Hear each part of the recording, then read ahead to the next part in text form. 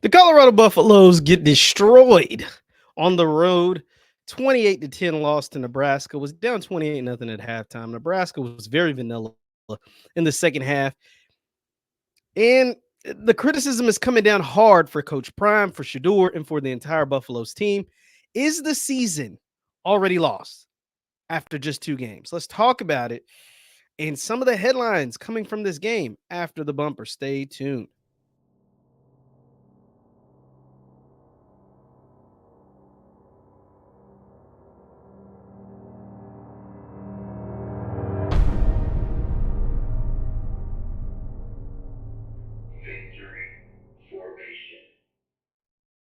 What is going on, everybody? What is going on, everybody? My name is JeffLightsyJr. This is the Victory Formation Sports Show right here on JeffLightsYr YouTube, Facebook, wherever you get your content. Do me a favor, hit that thumbs up button, like, share, subscribe, and the notification bell because I upload all the time. Now, the Colorado Buffaloes took a 28-10 loss to the Nebraska Cornhuskers, and the same issues that Colorado had last year are showing up in glaring fashion again this year.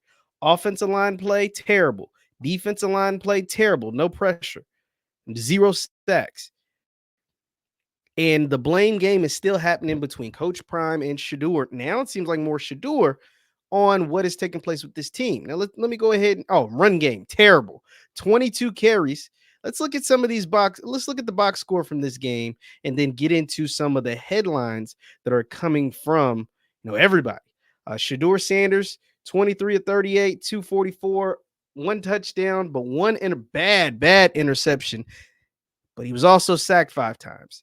The backup came in and got sacked a time. So 6 sacks given up total, where Raiola and the quarterbacks for Nebraska was sacked 0 times. That is a glaring thing.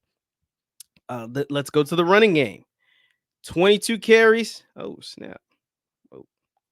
22 carries here, 16 yards. It's unacceptable. That you can't win that way. 22 carries, 16 yards, giving up 6 sacks. You're not going to be high-level Division I, Big 12 programs playing like this. Your offensive line, which you were supposed to have overhauled and got fixed, that you talked about last year, is still crappy. It still stinks. Your defensive line, which you were supposed to go out and have gotten guys, is still crappy. It still stinks. Can't get any pressure on the quarterback, and you can't protect your quarterback. And now the blame game is coming back. The blame game is coming back because Shedeur, Prime, they're all frustrated because they have the exact same issues that they had last year. Also, Shedeur Sanders continues to hold the ball too long. When you know your offensive line stinks and you know you can't really make a ton of plays down the field because your offensive line isn't any good, you have to get rid of the ball quick and you have to make smart decisions. For the most part, he does. But then he throws the pick 6, which is a terrible decision to throw all the way across field to the wide side of the field in your own end zone. And then essentially almost what it sounds like blames Draylon Miller, the freshman, said it was a rookie mistake. It was a rookie mistake by Shedeur, but I don't know. I digress. I don't want to completely say that's what he was doing, but nonetheless, it just didn't sound great. Now, what happens is everybody is loving it when you're winning and when you're partying. You got the rappers in the locker room and you got the DJs and all that stuff, and everybody's having a grand old time, and folks are showing off the watch and all this stuff. But see, when you start getting busted by a team you beat last year. Remember, you beat Nebraska. They're in year 2 of their rebuild as well under Coach Matt Rule. You're in year 2 of your rebuild under Deion Sanders. But the difference is Nebraska only lost 4 transfers and is building from within. They're not overhauling their roster simply with the transfer portal. They're utilizing the transfer portal, but they're also bringing in freshmen. They're also containing the players that they have. And when you beat that team last year, mostly because of the turnovers from Jeff Sims, and then you come back this year and get busted, that's a problem. And see, the problem, what comes from that is now everybody has negative headlines to write about you. I mean, look at some of these headlines that have come out since the game ended.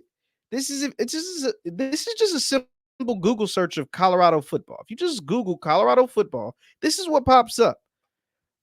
First, Buffs fall flat as Deion calls O-line play a problem. Yahoo Sports, that's from ESPN. Yahoo Sports, Shedeur Sanders' immaturity on full display at the end of Colorado's blowout. Colorado Shedeur Sanders faces ridicule for leaving loss to Nebraska early.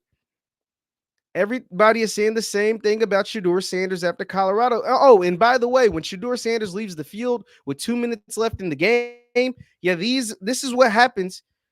These are the headlines that you're going to get. Op-ed, Deion Sanders must try and move away from daddy ball narrative. Like, this is what's going to happen. These are just a quick Google search of Colorado football. You're not going to escape this if you allow things like Shedeur leaving the field early, continuing to blame your offense, telling us your offensive line is improved, telling us in January that you were going to be able to compete for the college football playoff, telling us that you went out last year during the middle of the season that you have to go out and replace everybody. You do that and you still look awful. These are the things that are going to have negative headlines written about you. And now, is the season already lost? Is the rest of the season already lost? Because the thing about Nebraska, like I said, they're in year 2 of their rebuild. They're still not there yet. They're still just an okay team. That this might be a 6-7 win team. This is not a world beating team. Maybe 8 wins, but this is like more like a 7-win team. You've got Colorado State, which you should win, but they got a bone to pick with you, and it's on the road. Then you got Baylor. Then you got UCF. Then you got a ranked team like Kansas State. Another ranked team, Arizona. Cincinnati's terrible, but Texas Tech, and then Utah, and then Kansas, and then another ranked team in Oklahoma State. Like this, even if you just say they're only going to lose to the ranked teams, that's 1, 2, 3, 4 more losses. That'd be a 7-5 season. That'd be very disappointing. That's just if you're saying they're only going to lose to the ranked teams. Kansas was ranked before this season, before this week. I don't know, man.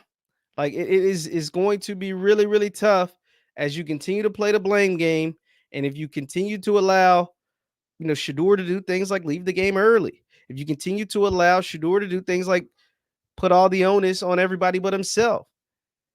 And if you continue to allow different things if you know your offensive line stinks, you got to utilize the offense better. You have to call the game better. And you have to at least try to run the ball. I mean, look at these games. UCF, that's not going to be an easy game. Colorado State, that's not going to be an easy game. Neither is Baylor.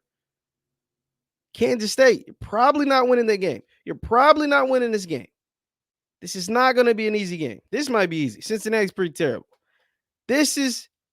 You're losing this game. Utah is really good. This is not going to be an easy game against Kansas. And you're probably losing this game in Oklahoma State. I mean, and like I said, Nebraska's a rebuilding team. They're starting a true freshman quarterback. He's very talented, but he's a true freshman. These other schools are starting. Utah starting a 7th-year senior. I don't know, man. I mean, this is rough. Coach Prime, how are you going to be able to dig yourself out of this one? And what do you do to fix this? Not just during the season, because I mean, it's virtually impossible to fix it during the season. You may be losing Shiloh for an extended period of time. He broke his forearm. Like it's like impossible to fix it during the season. Your roster is what it is. But do you overhaul with 50 new transfers for next year? Or do you bail on the team and bail on this whole Colorado experiment after Shedeur and Travis go off to the NFL? I mean, you tell me. You tell me what's the easier route to do. What makes the most sense? Trying to overhaul this entire roster once again for the 3rd year in a row with 40 to 50 new transfers, or figure out what Shedeur and Travis are doing next year and see what they talking about. Because this is not sustainable. It's still not working, by the way. You're bringing in all these new transfers every single year, and it's still not working. It didn't look good against North Dakota State. You almost lost that game. That's an FCS program, a very good one, but still FCS. It clearly didn't work losing in a blowout fashion to a rebuilding Nebraska team. So what would it look like next year when your 4-year starter at quarterback and your superstar all-world athlete are both off to the NFL? I don't know, man. It's a lot of questions ringing around Boulder, Colorado right now. How will they be able to fix it? I guess we'll have to watch and see what plays out. Is this season already lost? I'm not sure if it's lost already, but it's not in a good space. Leave your thoughts in the comments down below. Once again, my name is Jeff Lightsy Jr. This is the Victor Formation Sports Show right here on Jeff Lightsy Jr. YouTube, Facebook, wherever you content. Do me a favor, hit that thumbs up button, like, share, subscribe, and the notification bell because we upload all the time. Also, you can follow me on Twitter and Instagram at JLightsy7. That is on Twitter and Instagram at JLightsy7. I'll see you guys next time. Peace.